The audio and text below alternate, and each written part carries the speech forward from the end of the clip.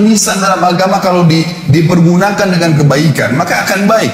Anda kalau menggunakan lisan Anda dengan baik, walaupun fisik Anda punya kekurangan, orang akan suka dengan orang yang lisannya baik, santun kalau bertutur kata, yang keluar dari mulut seorang muslim cuma nasihat, tanya kabar, ilmu yang bermanfaat, tidak ada sesuatu yang menjatuhkan orang lain, tidak ada sesuatu yang menyakiti orang lain atau menceritakan aib orang lain, maka dia akan disuka oleh orang umumnya. Dan kalau ada seseorang yang lisannya tajam, walaupun tampannya orang paling tampan di dunia, paling kaya, tapi kalau lisannya tajam, suka menghina orang lain tidak suka dengan dia. Itu secara kehidupan manusia. Juga di sisi Tuhan kita Allah subhanahu wa ta'ala, Allah sangat murka dengan orang yang menyalahgunakan lisannya. Sampai kata Nabi SAW dalam hadis Bukhari, laisal mu'minu bitta'ani walal la'an. Bukan sifat orang mukmin yang suka la'an dan ta'an.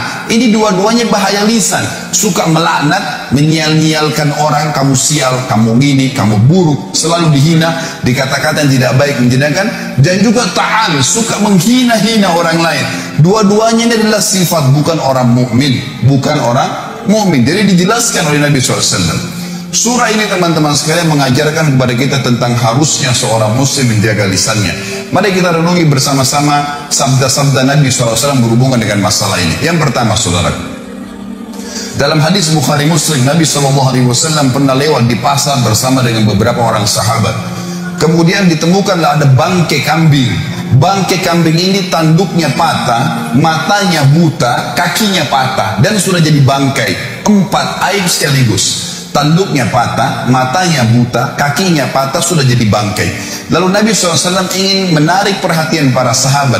Dalam ilmu bahasa Arab namanya jadbul intibah. Menarik perhatian para sahabat karena beliau ingin sampaikan informasi yang penting setelah itu. Lalu beliau mengatakan, siapakah di antara kalian yang mau membeli bangkai kambing ini? Kata para sahabat, ya Rasulullah, jangankan dia sudah jadi bangkai, kalau dia hidup saja kami tidak mau membelinya.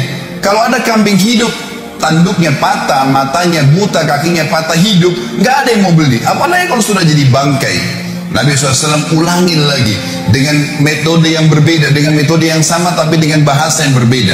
Kata Nabi SAW, siapa yang ingin saya berikan cuma-cuma? Lalu kata para sahabat, ya Rasulullah, sama saja. Kalau dia masih hidup saja, walaupun dikasih cuma-cuma, kalau tanduknya patah, matanya buta, kakinya patah, nggak ada yang mau terima. Kata Nabi SAW, ini pesan beliau, ambil dan bawa pulang, jadikan sebagai kaidah hidup teman-teman sekalian. Mohon maaf, saya naik di mimbar sini dan teman-teman dai pun pada saat ceramah, bukan untuk seremoni, bukan meramaikan, bukan saya datang sini jauh-jauh dari Jakarta untuk berdongeng dengan Anda, untuk menceritakan atau menghibur Anda. Ini hukum Allah untuk diterapkan dalam kehidupan teman-teman sekalian. Kaidah hidup, ini bukan mainan, bukan sesuatu yang cuma didongengkan saja. Lalu kata Nabi SAW, seseorang di antara kalian, demi zat yang ubun-ubunku dalam genggamnya manusia, demi Allah, seseorang di antara kalian memakan bangkai ini jauh lebih ringan baginya dibandingkan azab yang dia terima hari kiamat nanti. Diterima karena dia menceritakan aib saudaranya muslim. Artinya nanti hari kiamat dia seperti memakan bangkai karena menceritakan aib seorang muslim. Hadis yang kedua, kata Nabi SAW di dalam hadis riwayat Bukhari, man dhamina li ma baina lihiyai wa ma baina fakhidai dhamintu lahul jannah. Siapa yang bisa menjamin untukku di antara kalian apa yang berada di antara dua rahangnya, dua pipinya, lisannya, dan apa yang berada di antara dua pahanya, kemaluannya, aku akan menjamin baginya surga. Ini bahaya sekali. Salah guna lisan dengan kemaluan, selesai semua.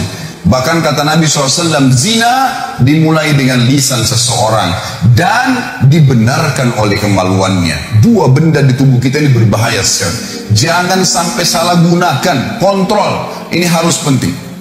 Juga dalam hadis yang lain, kata Nabi SAW, apakah dalam hadis Bukhari Muslim, apakah kalian tahu perbuatan apa yang paling banyak membawa orang masuk ke dalam surga?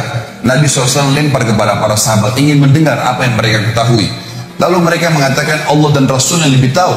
Maka kata Nabi SAW, taqwallah wa husnul khuluq.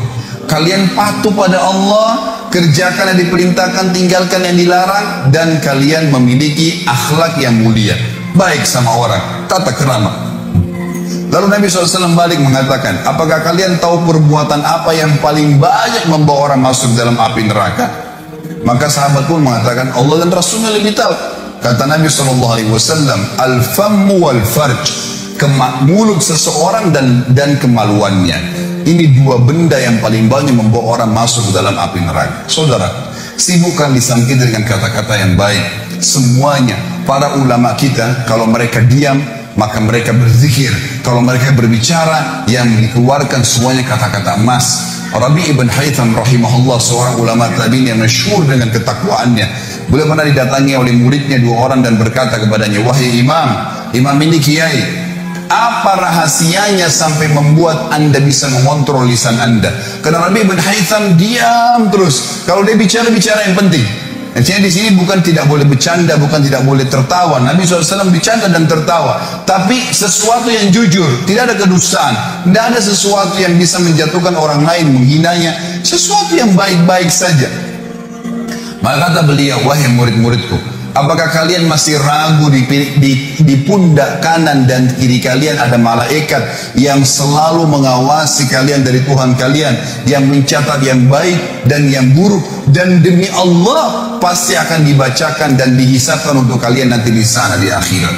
Maka perkataan Rabi' ibn Haytham adalah sebuah hal yang luar biasa, menandakan keimanan seorang mukmin memang tergantung pada lisannya dan juga pada kemaluannya. Kata Nabi SAW dalam hadis yang lain pada saat ditanya, atau beliau mengatakan, maukah kalian saya tunjukkan amal lebih baik daripada kalian bersedekah pada fakir miskin, lebih baik daripada kalian yang membantu orang lain, lebih baik daripada kalian ke medan perang sementara kalian menebas leher musuh kalian dan kalian ditebas lehernya, kalian membunuh atau kalian terbunuh? Maka para sahabat mengatakan, tentu ya Rasulullah. Kata Nabi, lisanmu selalu mengucapkan zikrullah, selalu bermanfaat. Apa yang diucapkan, tanya kabar orang, baik, dan seterusnya.